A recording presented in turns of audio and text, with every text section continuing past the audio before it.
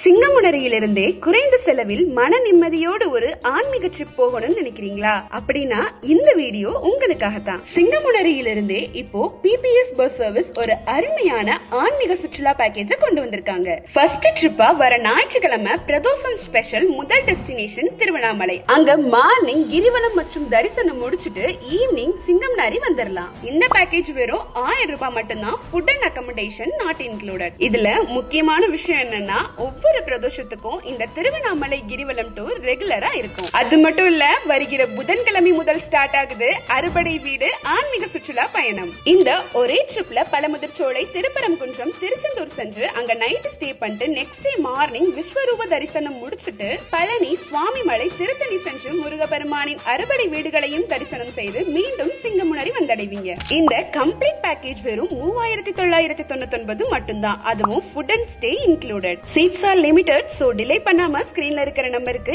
இப்போவே கான்டாக்ட் பண்ணி உங்க சீட்டை கன்ஃபார்ம் பண்ணிக்கோங்க.